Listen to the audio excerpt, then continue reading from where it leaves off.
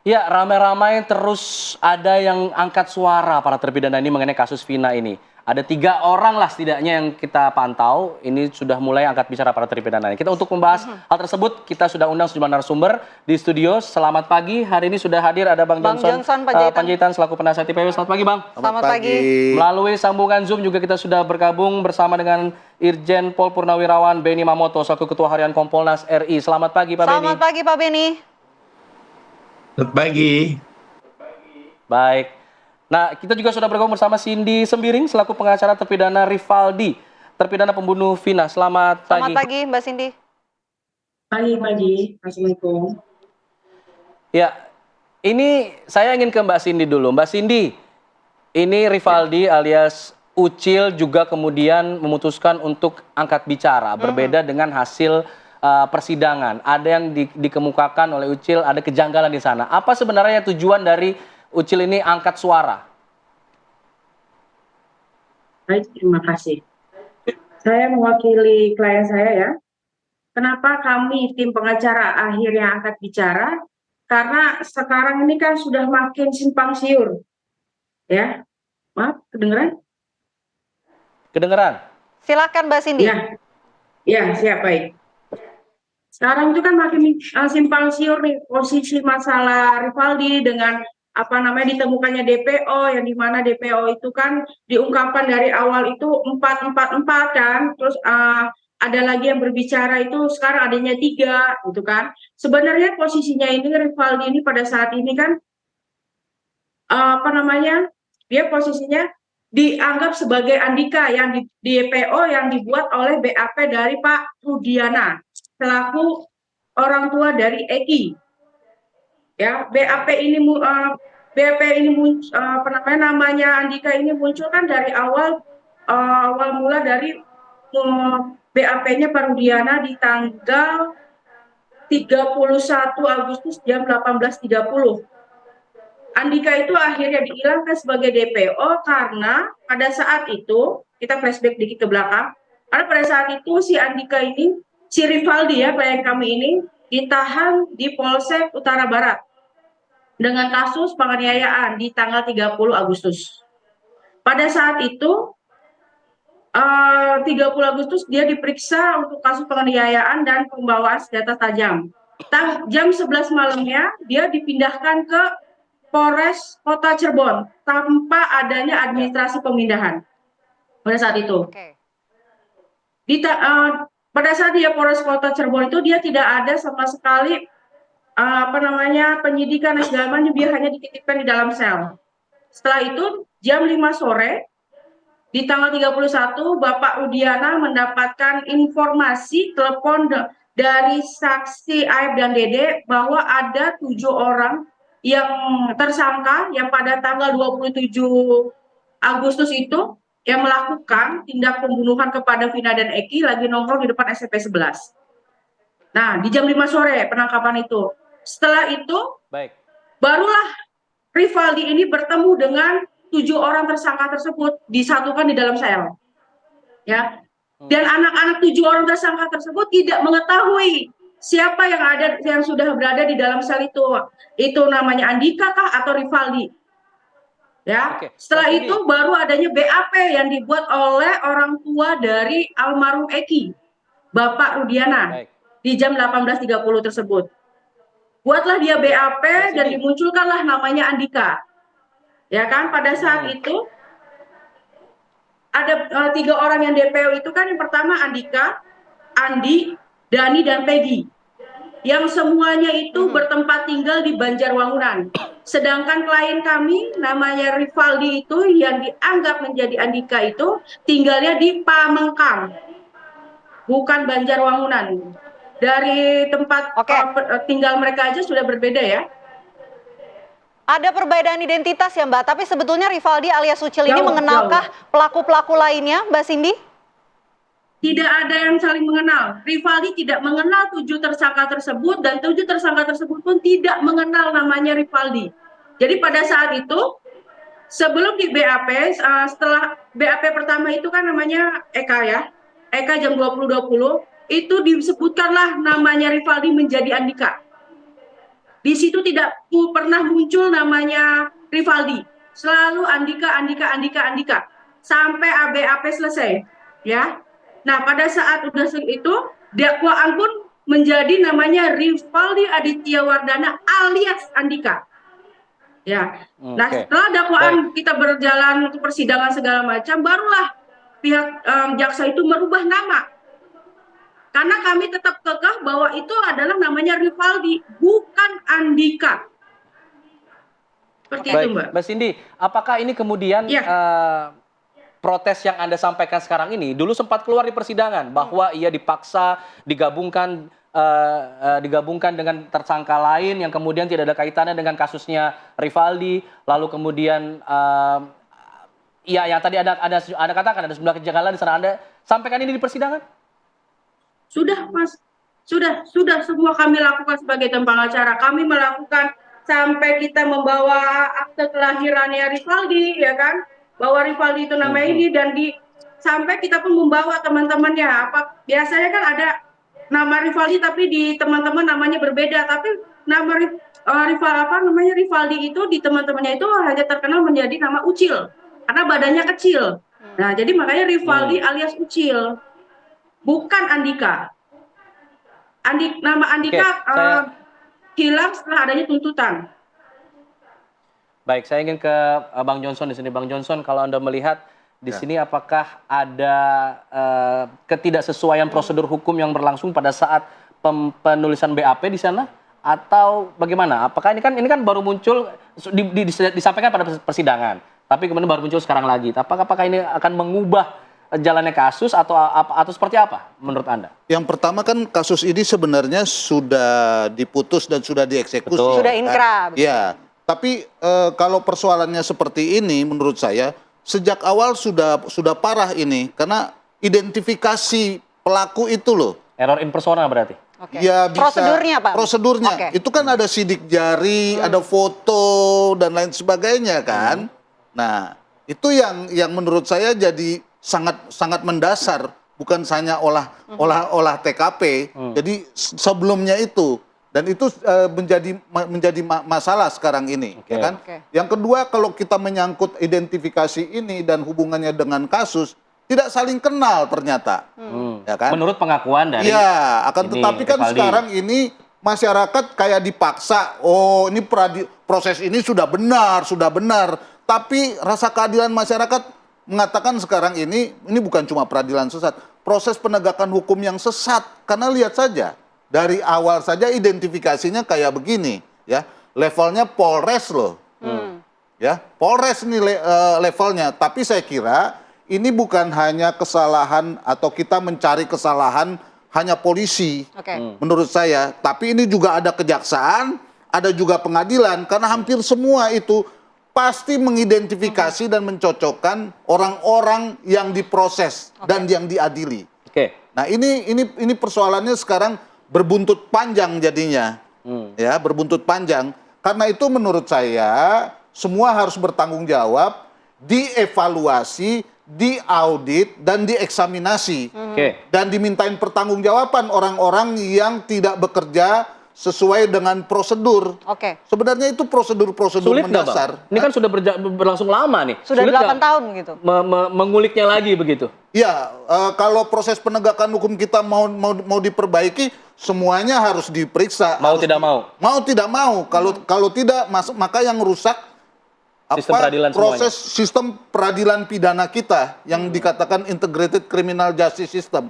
Nggak ada justice jadinya nih. Yang ada adalah kriminalisasi jadinya kan. Bahkan praktek-praktek obstruction of justice. Yang justru terjadi. Nah, ini yang tidak boleh. Jadi sini sekali lagi, ini bukan mau mencari kesalahan atau menuduh. Ini dalam rangka perbaikan. Dan saya kira saya nggak mau pakai istilah belajar. Karena kalau pakai belajar, rakyat yang jadi korban. Jadi prinsipnya begini. Lebih baik kita membebaskan 1000 orang yang salah daripada menghukum 1 orang yang tidak salah. Itu penting menurut saya ya. Walaupun justice delay, justice denied ya. Keadilan yang terlambat adalah ketidakadilan. Tapi yang jauh lebih buruk adalah kita mencegah jangan sampai ini peradilan sesat atau proses penegakan hukum yang sesat. Itu poin yang paling penting menurut saya. Oke, itu poin yang paling penting. Kalau gitu saya mau langsung ke Pak Beni dari Kompolnas. Pak Beni, ini melihat ada pernyataan baru yang keluar dari salah satu terpidana, begitupun juga dengan respon dari IPW, Bang Johnson. Ini mengatakan harus ada evaluasi dan juga audit yang dilakukan. Kompolnas melihatnya seperti apa, Pak Beni? Ya, kami juga mendorong dan merekomendasikan hal yang sama. Karena ini dari awal penanganannya sendiri banyak kelemahan. Khususnya lebih mengedepankan pengakuan. Sementara dukungan bukti secara saintifik tidak dilakukan. Sebagai contoh, yang kalau mau mengidentifikasi orang apakah dia ikut memperkosa atau tidak, kan di situ ditemukan sperma. DNA dites, nanti dicocokkan, sudah ketemu satu. Yang kedua, CCTV tidak diproses. Sepanjang jalan rute orang-orang itu lewat kan bisa mengidentifikasi motor, plat nomor. Baru nanti punyanya siapa. Kemudian sketsa wajah dan sebagainya tidak dibikin. Ini kelemahan di awal. Tapi marilah kita melihat ke depan. Tapi sedikit saya ingin bertanya juga ini, apakah penasihat hukum ketika di BAP tersangka ini didampingi? Dan setelah tidak ada ketidakcocokan atau error in persona, apakah menggugat pra-peradilan? Ini kan perlu diuji di awal sebelum berkas ini bergulir ke pengadilan. Nah, kami ingin masuk tahapan sekarang ini. Ini akan ada sesuatu yang signifikan. Karena LPSK sudah merilis, ada satu orang yang sudah mengajukan perlindungan ke LPSK. Biasanya yang mengajukan perlindungan ini akan memberikan satu kesaksian yang signifikan dan dirinya takut kalau nanti dapat ancaman, maka minta perlindungan. Nah, marilah kita tunggu nanti kesaksian ini. Contoh kasus Subang. Begitu satu orang menjadi justice kolaborator, semua terbongkar. Dan akhirnya keterangan yang sebelumnya diberikan berbalik semua. Ketika rekonstruksi, berbalik semua. Nah, marilah kita tunggu proses yang dilakukan oleh tim sekarang ini. Kita dukung. Kalau nanti ternyata dari pembuktian ini ada hal-hal yang bisa menjadi novum untuk pihak penasihat hukum mengajukan PK, nah ini keadilan tentunya akan terwujud begitu. Oke, Pak Beni, tadi Anda katakan ada satu orang terpidana yang mengajukan perlindungan ke LPSK karena ada ancaman. Nah, apakah kemudian polisi juga perlu untuk mengusut ancamannya dari siapa? Ancamannya seperti apa? Karena ini kan untuk mengusut tuntas kasus ini juga harus, yang seperti juga harus diselidiki, Pak. Ya, tentunya satu, polisi sendiri sudah memberikan perlindungan. Tetapi mekanisme yang harus ditempuh karena ini perjalanannya panjang nanti sampai dengan persidangan, sampai dengan vonis, maka yang bersangkutan sedang diproses permohonannya di LPSK. Nah, kalau sampai mengajukan, tentunya yang bersangkutan sudah mengkalkulasi. Kalau saya buka ini, ada pihak-pihak nanti yang merasa terganggu, dan patut diduga bisa melakukan tekanan-tekanan atau ancaman-ancaman kepada dia. Makanya majulah ke LPSK.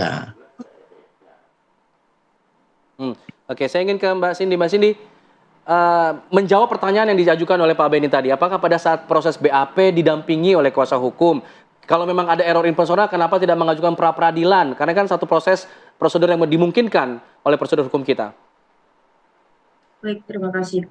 Pada saat BAP itu kami tidak bisa mendampingi klien, ya. Jadi nih, alasannya ya, apa? Mas, pada saat kita ini lagi ya, pada saat tanggal 31 dia dipindahkan ke Polres Kota, ya, dari Polsek ke Polres, itu kami putus hubungan, kami tidak tahu posisi Rivaldi itu di mana. Gitu. Jadi tanggal 30 kami dapat kabar dia surat penangkapan untuk kasus yang penganiayaan, ya, tanggal 30 ini yang di Polsek. Kami datang ke Polsek. Pada saat itu Polsek sudah bilang bahwa si Rivaldi ini sudah dipindahkan ke Polres Kota jam 11 malam. Pada saat itu kami langsung datangin ke Polres Kota, kami minta pengen bertemu dengan nama Rivaldi, tidak diperbolehkan oleh Polres. Katanya belum bisa ketemu. Terus kami hubungi, ketahuinya besok sebelum dia dipindahkan ke Polda, kami mendapatkan kabar dari Polsek sama dari media gitu ya, ada gambar ini. Ya.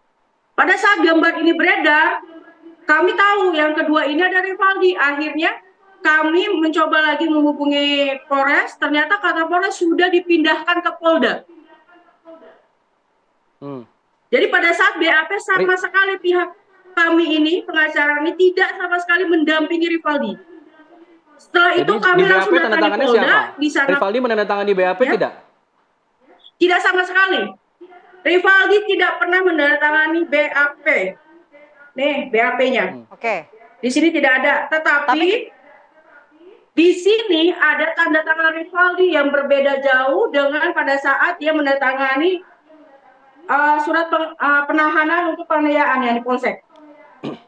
Oke. Berbeda jauh tanda sempat tangannya. melakukan protes nggak dengan tanda tangan yang tidak dilakukan oleh Rivaldi?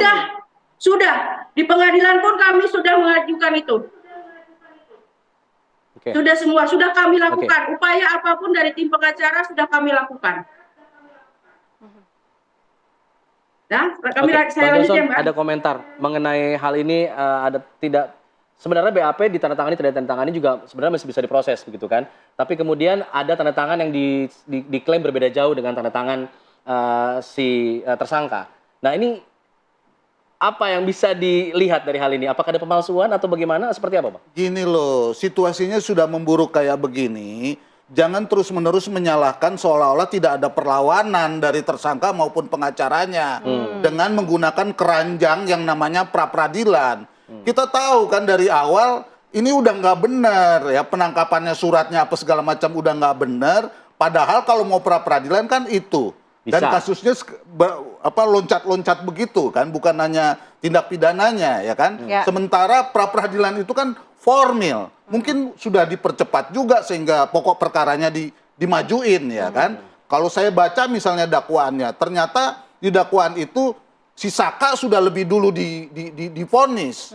Nah itu kan berarti kan dipercepat semuanya ya kan. Nah ini pertanyaannya ada apa? Sementara kalau dilihat dari percepatan ini, identifikasi mengenai pelaku-pelakunya saja banyak bolong-bolong, ya kan? Nah, kalau soal pokok perkara, misalnya saya tanya misalnya ke Cindy, apakah misalnya si Rivaldi ini kan didakwa tadi mengenai soal kekerasan dan sajam. Betul. Apakah sajamnya juga diajukan sebagai barang bukti? Nah, barang bukti itu di kasusnya Rivaldi atau disatukan dengan ini, padahal waktu disatukan itu nggak ada bukti mengenai senjata samurai yang pendek maupun yang panjang. Karena kan di dakwaannya dibilang kan atau dituntutannya ada luka, iya ada luka dan lain sebagainya. Nah ini kan makin kacau menurut saya. Jadi ini kita penting sekarang ini melindungi semua orang untuk membuat keberanian, akan tetapi jangan sampai spekulasi, karena ini kan 3 dunia sudah berkembang, bahkan 4 dunia karena politik juga sudah berkembang. Ini yang harus, menurut saya harus agak hati-hati supaya prosedurnya juga ditempuh. Dan kita harus mensupport semua petugas, terutama kepolisian yang sekarang ini sedang menjalankan tugas dan melakukan eksaminasi dan memintakan pertanggungjawaban seluruh pejabat yang terlibat pada waktu itu. Itu penting menurut saya. Baik, simpan dulu Bang semangatnya, nanti di segmen selanjutnya kita akan bahas lagi. Kita minta nanti jawaban dari Mbak Cindy juga terkait pertanyaan dari Bang Johnson tadi. Usai jeda tetap di sini. Apa kabar Indonesia Pagi? Kami kembali saat lagi.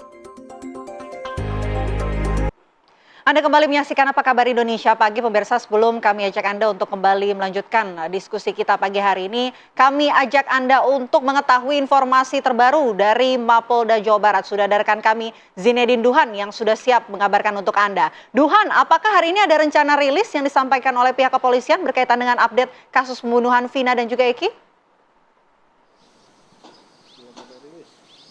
Ya, Vena dan juga pemirsa, tim penyidik dari Polda Jawa Barat memang hingga saat ini masih terus melakukan pendalaman terhadap Peggy Setiawan alias Peron yang diamankan pada hari Selasa malam kemarin ini dalam kasus pembunuhan yang menewaskan Vina dan juga Eki. Terkait rilis, Vena dan juga pemirsa, memang dalam 2 hari terakhir ini Polda Jawa Barat ini masih bungkam mengenai proses apa saja yang sudah dilakukan untuk mencari informasi lebih dalam mengenai Peggy dan perannya dalam kasus pembunuhan yang menewaskan Vina dan juga Eki. Karena digadang-gadang ini Peggy Setiawan alias Peron ini merupakan otak atau dalang di balik tragedi pembunuhan yang menewaskan Vina dan juga Eki. Adapun memang proses pendalaman yang kami dapatkan informasi langsung dari Kabid Humas Polda Jawa Barat Kombes Pol Jules Abraham Abbas ini menyebutkan bahwa memang proses penyidikan lebih lanjut oleh tim penyidik dari Polda Jawa Barat ini sudah dimulai sejak hari Rabu kemarin, yang mana memang informasi terakhir yang kami dapatkan kemarin ini salah satu saksi ini sudah diperiksa namun tidak diperiksa di Mapolda Jawa Barat. Ini salah satu saksi yang diperiksa kemarin ini merupakan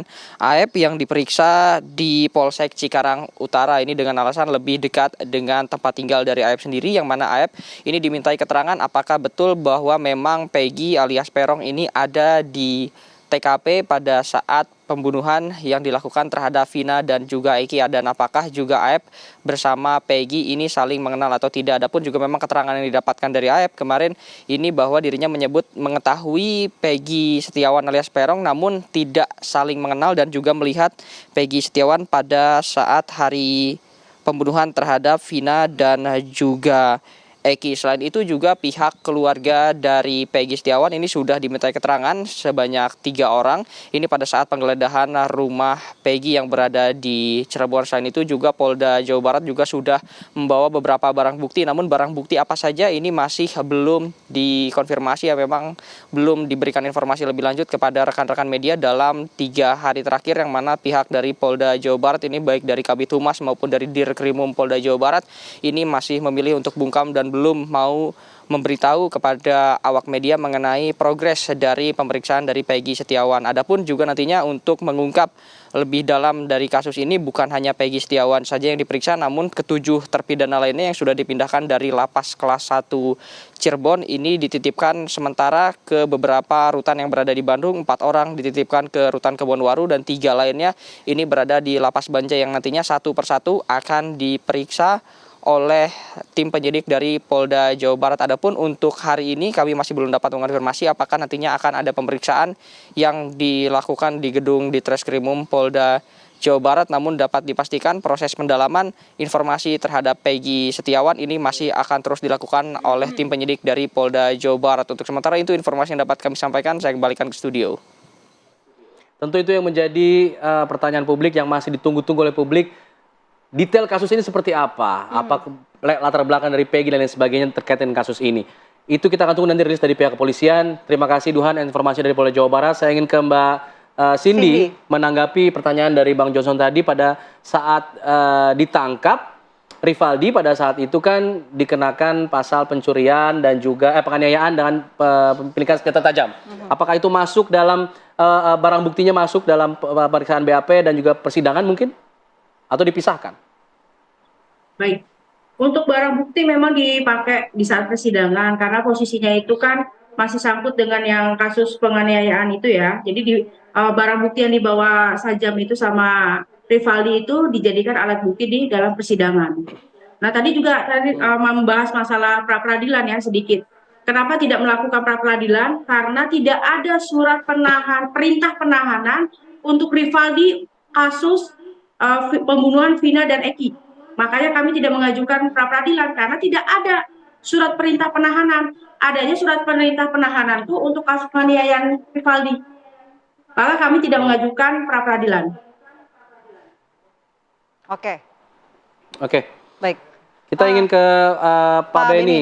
Pak Beni, kalau apa yang dikatakan oleh Rivaldi ini memang benar adanya, ada sejumlah kejanggalan dalam penulisan BAP, lalu ada tadi dugaannya pemalsuan tanda tangan. Ini apakah hal ini perlu ditelusuri karena rasa-rasanya kok para penyidik ini kok tidak sesuai dengan prosedur begitu. Ini bagaimana kemudian menanggapinya Pak Beni?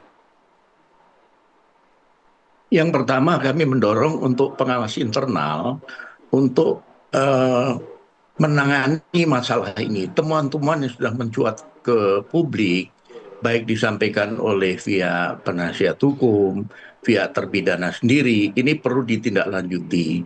Kenapa? Karena nanti akan ada hal-hal yang berkaitan dengan novum dalam rangka mengajukan PK. Yang kedua, ini perlu diberikan sanksi karena kalau memang betul terjadi seperti itu, ini kan penyimpangan yang serius, yang tidak boleh dibiarkan karena merusak citra kepolisian. Nah, di samping itu juga kami berharap ada satu katakanlah sinergi yang baik antara para penasihat hukum ini untuk dengan jajaran Polri, khususnya pengawas internal. Dalam ini ada Wasidik, ada Propam, ada Irwasum.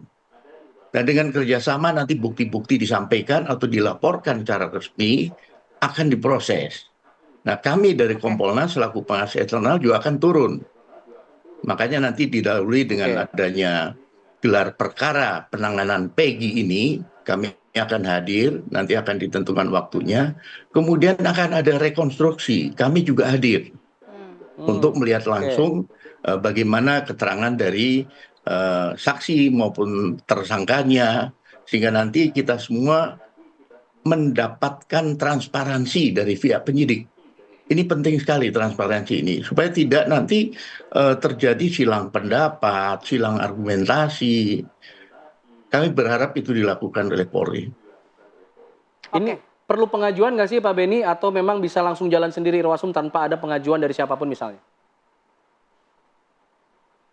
Biasanya ada laporan resmi sebagai landasan atau dasar melakukan upaya penyelidikan. Namun dengan temuan ini pun kalau memang nanti sangat telak sekali, ya itu bisa juga langsung diproses ke dalam untuk nanti cross check dengan pihak yang menangani.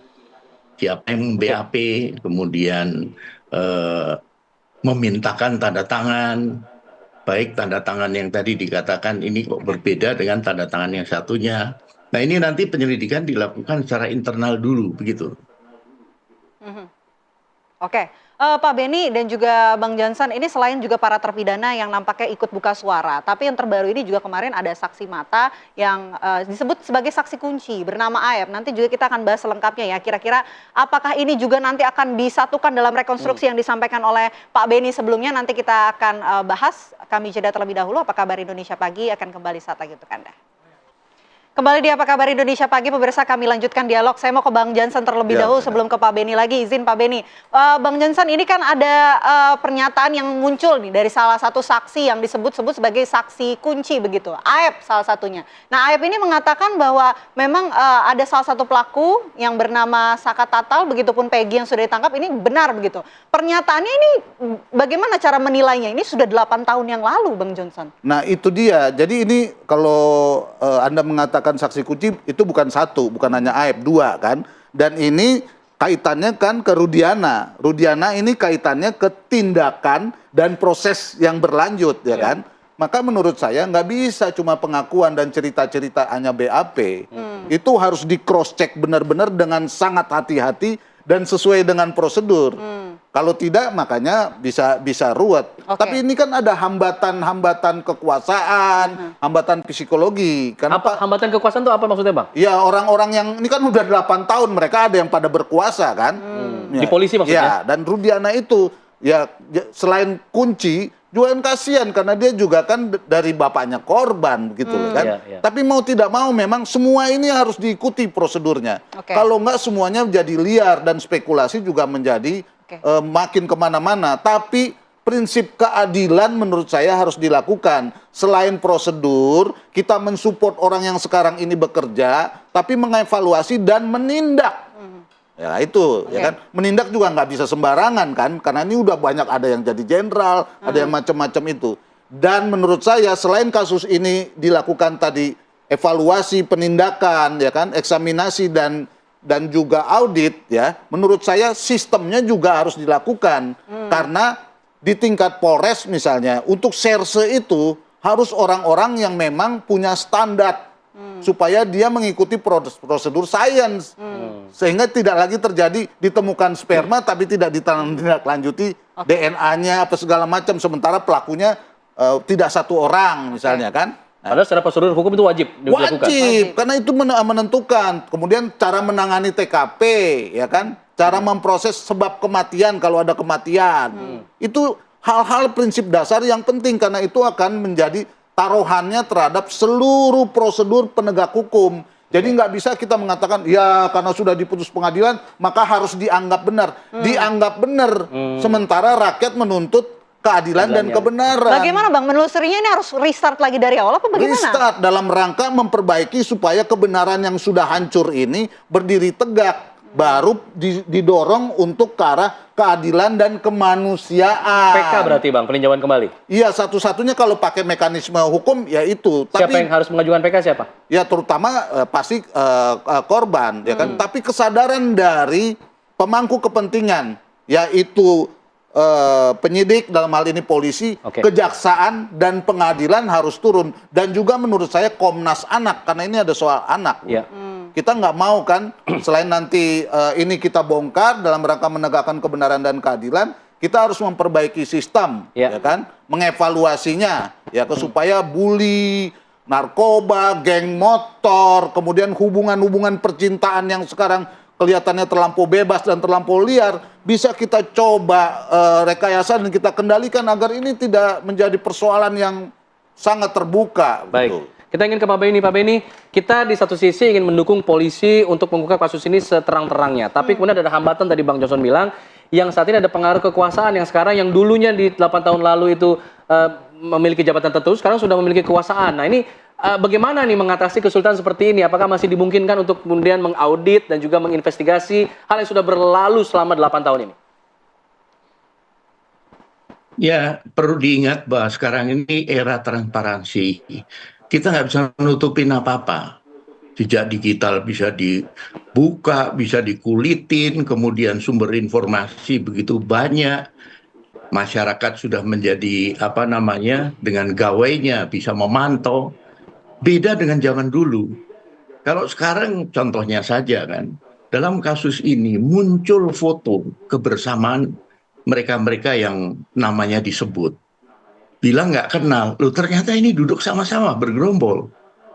Nah hal-hal seperti itulah yang menurut kami di era keterbukaan ini tidak boleh lagi ada yang berusaha untuk menutup, menekan, membelokkan arah kasus dan sebagainya.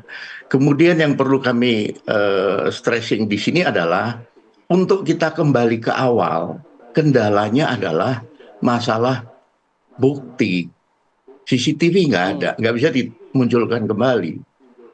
Sperma nggak bisa diperiksa lagi, sudah kadaluarsa, sudah nggak mungkin diperiksa.